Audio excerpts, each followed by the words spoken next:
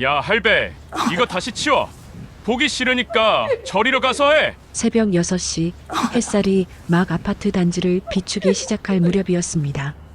김철수 할아버지는 쓰레기통 주변을 정리하며 하루를 시작하고 있었죠.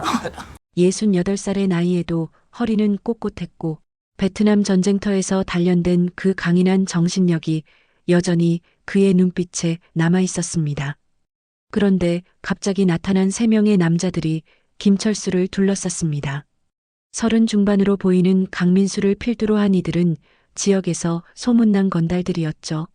문신이 새겨진 팔뚝을 드러낸 채 담배를 물고 있는 모습이 흡사 동네 깡패 그 자체였습니다. 강민수가 김철수 앞에 담배꽁초를 던지며 비웃었습니다. 방금 깨끗하게 정리한 바닥이 순식간에 더러워졌죠.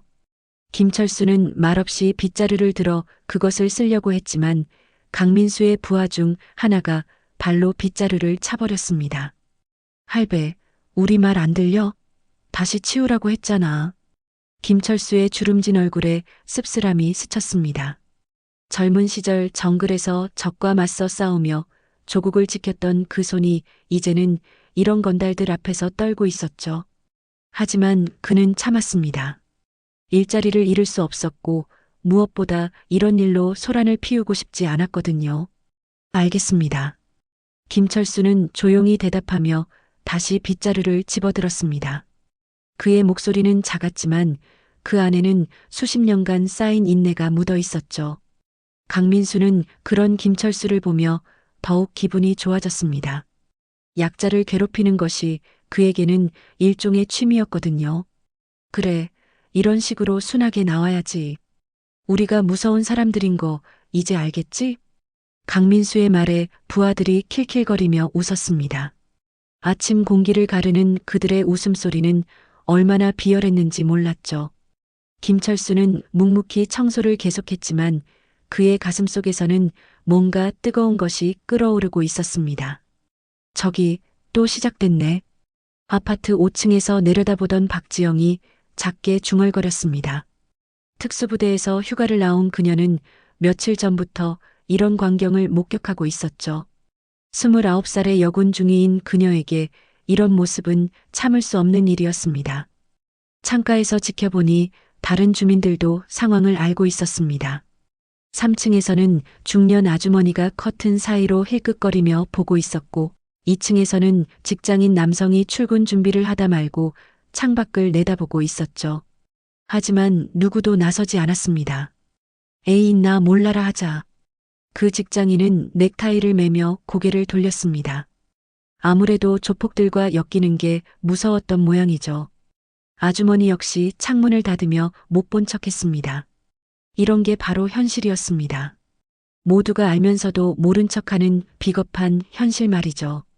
김철수는 여전히 혼자였습니다. 강민수 일당이 던진 쓰레기들을 하나하나 줍고 있었는데 그들은 그런 김철수를 보며 더욱 신이 났습니다. 마치 장난감을 가지고 노는 아이들처럼 말이죠. 할배, 그것도 치우고 저것도 치워. 아, 우리 담배 좀 사와. 돈은 나중에 줄게. 강민수가 10,000원짜리 지폐를 땅에 던졌습니다. 김철수가 그것을 주우려 허리를 굽히자 강민수의 부하가 발로 그 돈을 더 멀리 차버렸죠. 그들의 웃음소리가 아파트 단지에 메아리 쳤습니다. 박지영의 주먹이 저절로 불끈 쥐어졌습니다. 부대에서라면 이런 인간들을 단숨에 제압했을 텐데요. 하지만 민간인 신분으로는 함부로 개입하기 어려웠습니다.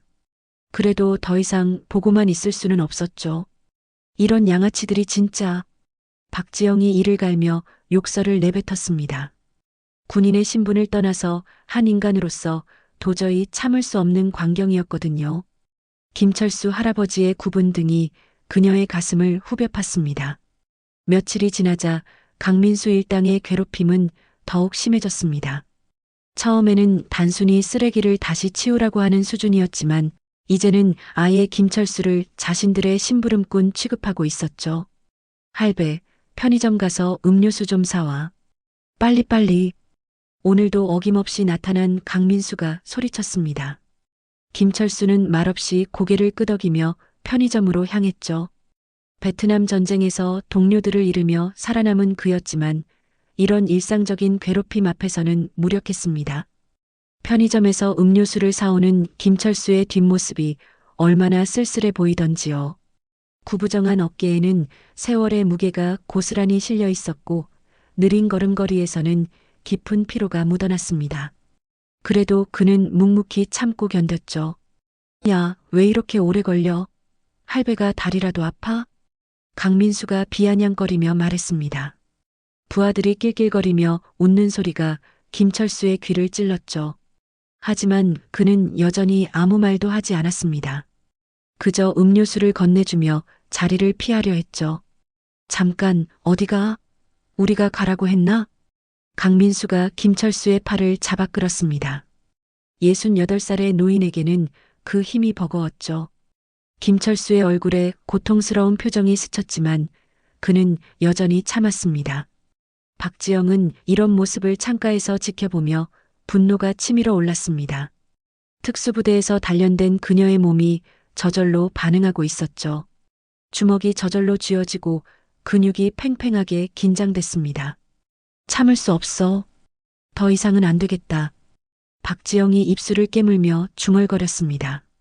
군인으로서의 사명감과 인간으로서의 의무감이 그녀를 움직이고 있었죠. 이런 불의를 보고도 가만히 있을 수는 없었습니다. 할배, 오늘은 우리 신발이나 좀 닦아줘. 더러워서 못 보겠다. 강민수가 발을 내밀며 비웃었습니다. 이번에는 정말 선을 넘은 요구였죠. 김철수의 얼굴이 굳어졌습니다. 아무리 참고 견뎌도 이건 너무했거든요. 그건 제가 할 일이 아닙니다. 김철수가 처음으로 거부의 뜻을 밝혔습니다.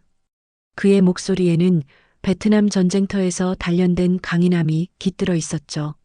비록 늙고 힘없는 몸이지만 그 정신만큼은 아직 꺾이지 않았습니다. 뭐라고? 할배가 감히 우리한테 대든다고? 강민수의 얼굴이 일그러졌습니다.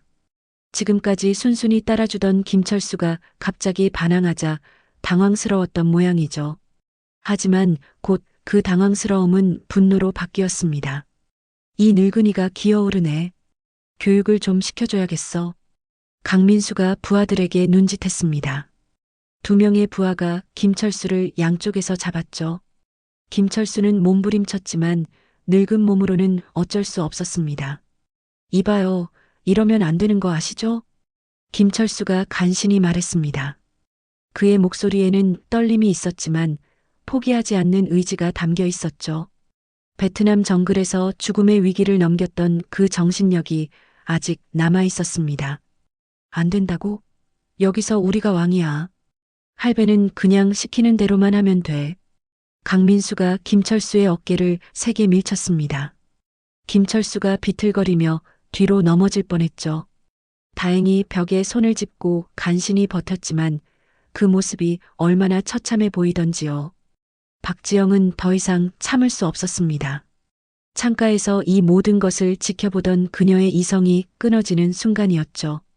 특수부대에서 배운 모든 기술이 그녀의 몸속에서 꿈틀거리고 있었습니다. 됐어. 이제 정말 끝이야. 박지영이 운동복을 급하게 갈아입으며 중얼거렸습니다. 그녀의 눈빛에는 냉정한 살기가 돌고 있었죠. 이제는 군인 박지영이 아니라 정의를 실현하는 한 인간이 나설 차례였습니다. 아, 거기 뭐 하는 거야? 박지영의 목소리가 아파트 단지에 울려 퍼졌습니다.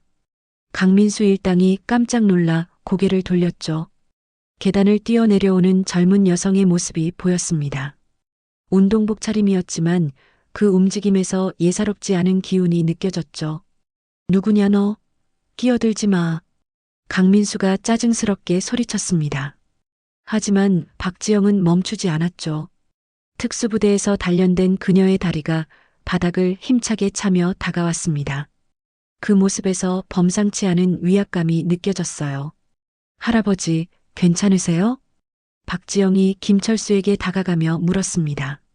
그녀의 목소리는 부드러웠지만 강민수 일당을 바라보는 눈빛은 얼음장처럼 차가웠죠. 김철수는 고개를 끄덕이며 안도의 한숨을 내쉬었습니다. 아가씨, 됐으니까 그냥 가세요. 이거 당신이 끼어들 일이 아니에요. 강민수가 박지영을 위아래로 훑어보며 비웃었습니다. 젊은 여자 하나쯤이야 쉽게 처리할 수 있다고 생각했던 모양이죠. 하지만 그것은 큰 착각이었습니다. 끼어들 일이 아니라고? 노인을 괴롭히는 걸 보고도 가만히 있으라고?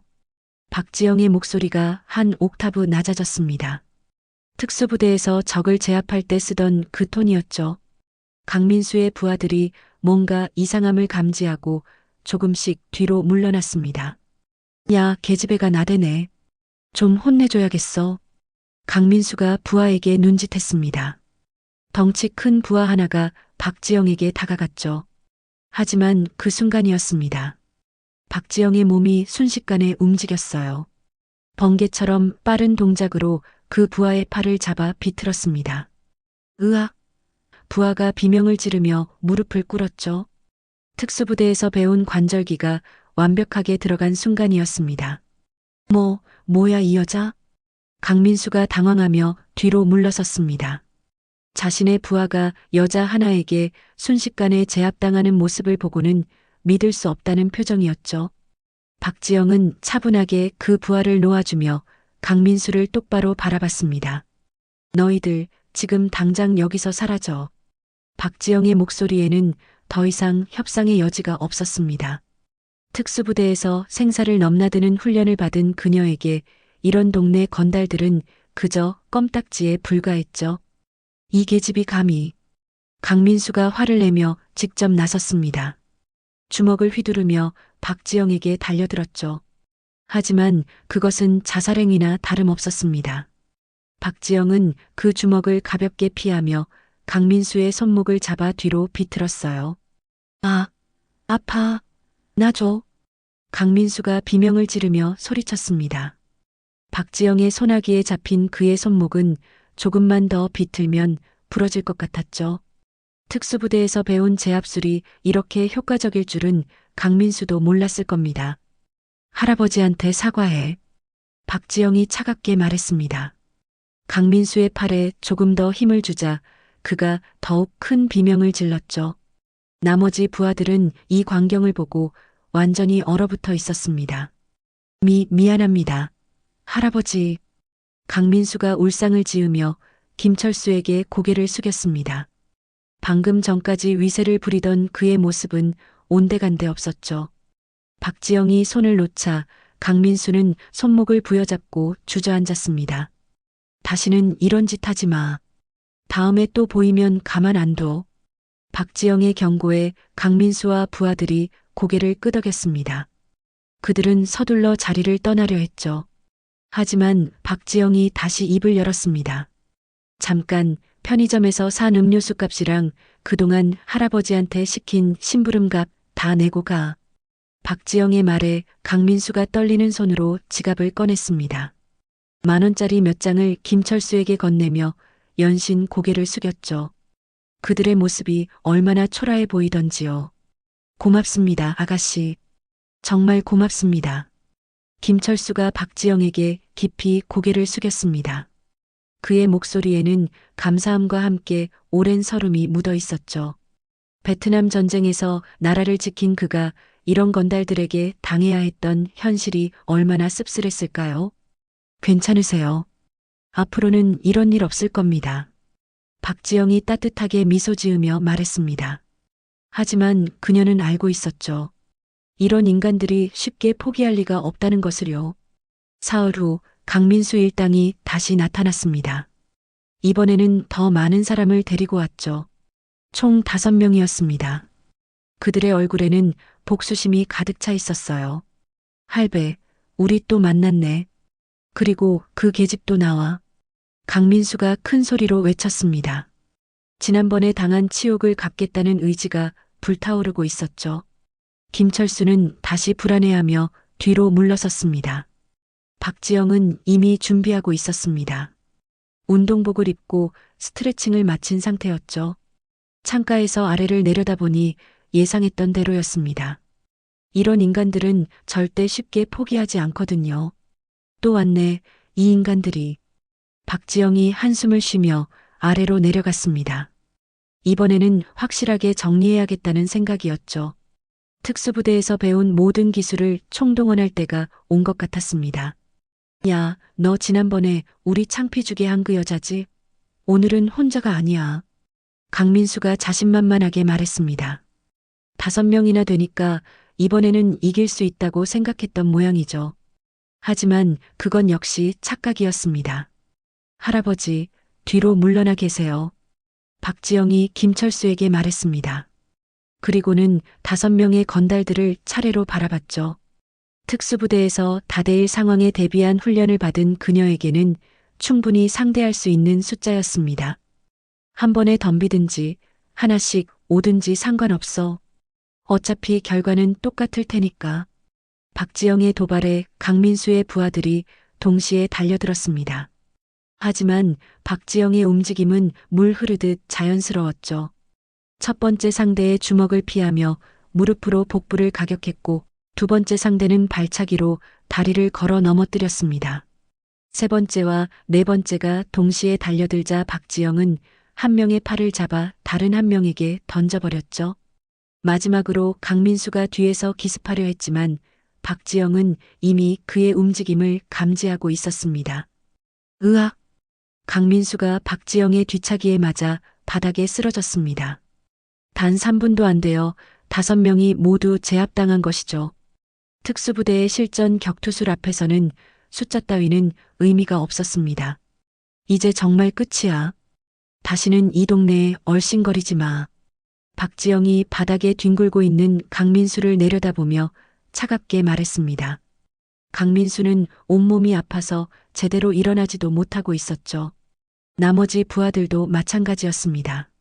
알겠습니다. 다시는 안 올게요. 강민수가 울먹이며 대답했습니다. 이제야 자신이 얼마나 무모한 일을 했는지 깨달았던 모양이죠. 그들은 서로를 부축하며 비틀거리며 사라져갔습니다. 그 순간 아파트 여기저기서 박수 소리가 들려왔습니다. 그동안 숨어서 지켜보기만 하던 주민들이 창문을 열고 박수를 치고 있었던 것이죠. 드디어 용기를 얻은 모양이었습니다. 아가씨, 정말 고맙습니다.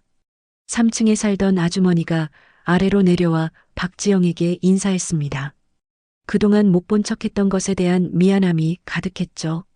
다른 주민들도 하나둘씩 나와서 김철수와 박지영에게 고마움을 표했습니다.